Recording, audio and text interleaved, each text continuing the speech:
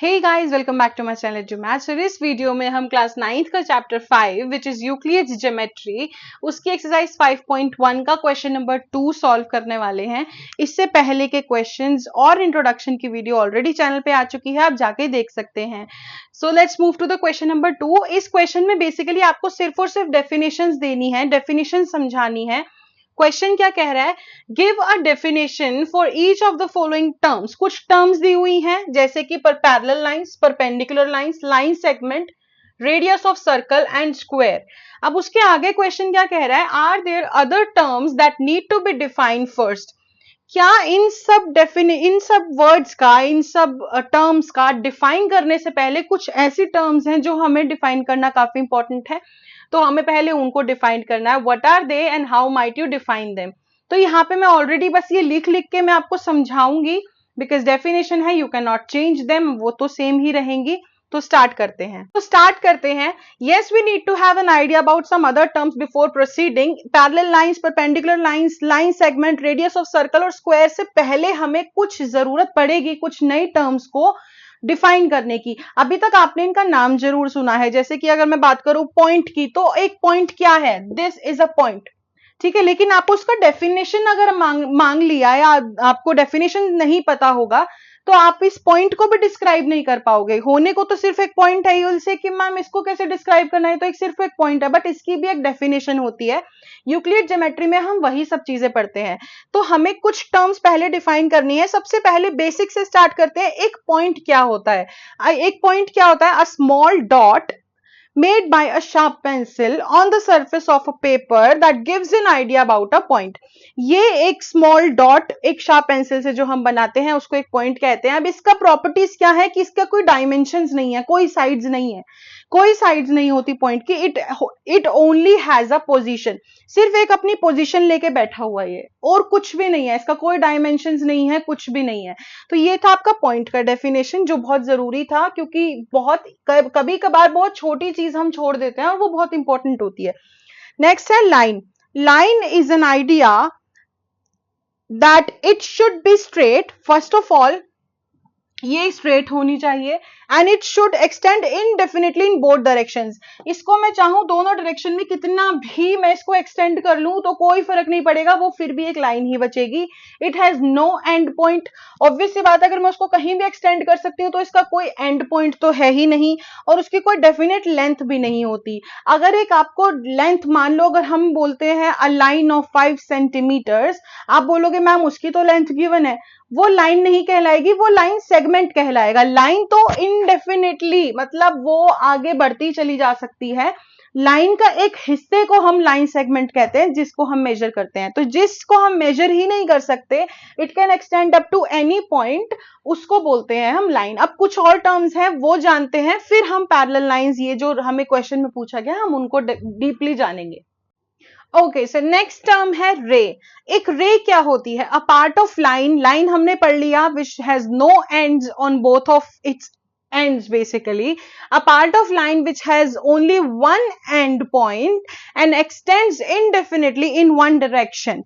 मतलब कि एक लाइन, जो कि एक लाइन सेगमेंट कह सकते हैं, जिसका एक एंड पॉइंट तो है, दूसरी तरफ से हम इसको नहीं एंड करेंगे। एक तरफ तो ये एंड हो जाती है, स्टार्ट हो रही है जहां से, दूसरी साइड से हम इसको जितना चाहे उतना एक्सटेंड कर सकते हैं। अ रे हैज नो डेफिनेट लेंथ। तो एक साइड से शुरू करके हम किसी भी चीज को कितना एक्सटेंड कर दें, उसको हम बोलेंगे अ रे। एंगल क्या होता है, two rays having a common end point from an angle. अब इसका मतलब क्या है, रे हमने पढ़ा एक पॉइंट से शुरू होती है और इसको हम कितना भी एक्सटेंड कर सकते हैं। अब एंगल क्या कह रहा है, दो ऐसी रेज हैं जिनका एक कॉमन एंड पॉइंट है, यानी यहां से ही दूसरी रे अगर निकालती हूं मैं, एक कॉमन एंड हो गया दो रेस का, तो ये एक क्या बना रहा है, यहाँ पे एक एंगल बना रहा है। सिंपल सी डेफिनेशन थी। फिर आता है प्लेन। एक प्लेन क्या होता है, plane is a surface such that every point of the line joining any two points on it lies on it. मतलब प्लेन एक बेसिकली एक पेपर हम बोल सकते हैं, जैसे ग्राफ होता है वो एक कार्टेशियन प्लेन होता है। प्लेन मतलब कि जिस जगह पर भी, जिस सरफेस पर भी हम दो पॉइंट से जोड़ के कोई भी लाइन बना रहे हैं या हम कुछ भी ड्रॉ कर रहे हैं उसी सेम प्लेन पे, उसको एक प्लेन बोलते हैं। बहुत ही सिंपल है ये, सिर्फ और सिर्फ डेफिनेशन आपको क्लियरेंस के लिए कराई जा रही है, अदरवाइज इनकी कोई नीड भी नहीं होती। सर्कल, अब सर्कल एक ऐसा set of all those points है in a given plane which are equidistant from a fix point is the same plane. अभी आप बोलोगे क्या है? सर्कल एक ऐसी चीज है जो कि अगर हम सेंटर ऑफ सर्कल से देखें, ये जो सेंटर पार्ट है इसको सेंटर ऑफ सर्कल कहते हैं। ये हर तरफ से इसका इक्विडिस्टेंट होगा, मतलब रेडियस तो इसका हर जगह सेम ही होगा ना। ये होता है सर्कल, जिसमें मतलब ये भी, अगर ये 3 है तो ये भी 3, ये भी 3, ये भी 3, ये भी 3, ये भी 3, ये भी 3, ये भी, ये जो है इक्विडिस्टेंट होता है from its end, it is known as a circle. अब हम जो बेसिक चीजें हमने पढ़नी थी, जो इन सबको पढ़ने से पहले हमें पढ़नी जरूरी थी, वो हमने पढ़ लिया। अब हम इनके बारे में पढ़ते हैं जो हमें क्वेश्चन में पूछी गई हैं। Okay, so our first definition that are we asked, parallel lines. Parallel lines की डेफिनेशन क्या है? Two lines L and M in a plane, एक सिंपल प्लेन पे होनी चाहिए दोनों ही line, are said to be parallel. इनको कब पैरेलल कहा जाता है? If they have no common point, इन दोनों लाइंस के बीच में कोई कॉमन पॉइंट नहीं होगा, चाहे इसको इधर एक्सटेंड कर लो चाहे इसको भी इधर एक्सटेंड कर लो, इनके बीच में कोई कॉमन पॉइंट नहीं होगा। मतलब ये दो लाइन ऐसे टच कर गई, दैट मींस ये कॉमन पॉइंट है, ये पैरेलल नहीं कहलाएंगी। And we write them as L parallel to M, ये इसका साइन होता है पैरेलल लाइंस लिखने का। ये चीजें अभी समझ लोगे, आगे के ज्योमेट्री वाले पार्ट में बहुत आसानी हो जाएगी। सो ये नोट डाउन कर लेना जहां पे भी डेफिनेशन करनी है। नेक्स्ट है परपेंडिकुलर लाइंस। टू लाइंस और Q इन अ प्लेन, एक सिंपल प्लेन पे होनी चाहिए, are said to be perpendicular. इनको कब परपेंडिकुलर कहा जाता है? If they form a right angle, अगर इन दोनों को ऐसे कोलाइड करके यहां 90 डिग्री बन रहा है तो वो परपेंडिकुलर कहलाती हैं। दैट, उसको हम कैसे लिखते हैं? P perpendicular to Q। Perpendicular का सिग्नेचर होता है ये, कैसे इसको सिंबल होता है ये, क्योंकि हम इसको ऐसे लिखते हैं, यहाँ पे 90 डिग्री बन रहा होता है तो हम ऐसे लिखते हैं P परपेंडिकुलर टू Q।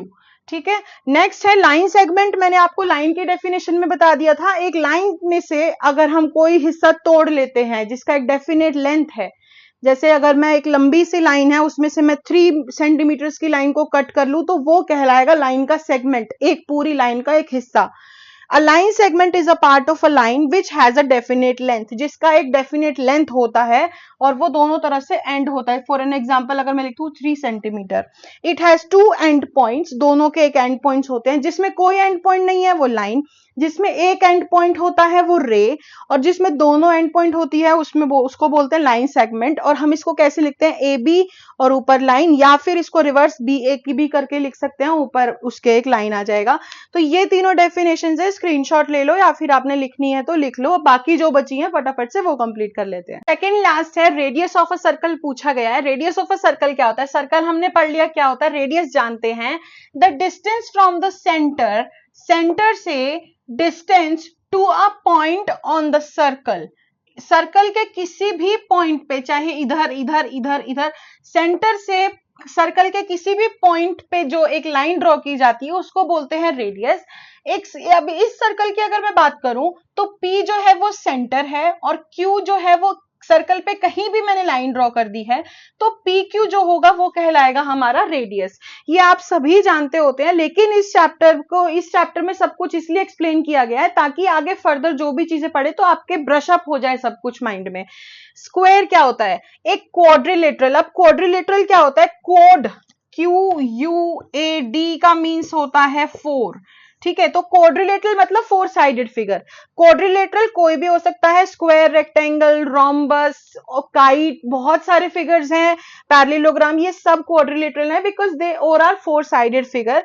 तो 4 sided figure in which all the 4 angles are right angles, चारों एंगल्स 90 डिग्री होंगे फर्स्ट ऑफ ऑल, एंड सारी ही साइड्स उसकी इक्वल होंगी, वो कहलाता है आपका स्क्वायर। अब आप सोचोगे ये सब हम क्यों पढ़ रहे हैं? क्योंकि 9th स्टैंडर्ड में आगे जाके सर्कल चैप्टर अलग से आएगा आपके पास क्वाड्रिलेटरल चैप्टर आएगा जिसमें ये सब चीजें आपको कलेक्टिवली काफी काम आने वाली है। और इस चैप्टर का इंट्रोडक्शन ऑलरेडी चैनल पे आ चुका है, आप उसको भी देख सकते हैं, उससे आपको और क्लैरिटी मिल जाएगी कि इस चैप्टर में कुल मिला के चीजें हैं क्या, पोस्टुलेट, एक्सियम्स, ये सब चीजें हैं, वो आप उसमें से आइडिया लगा सकते हैं। तो that's it for today's video guys. Do like, subscribe and share my channel. Thank you.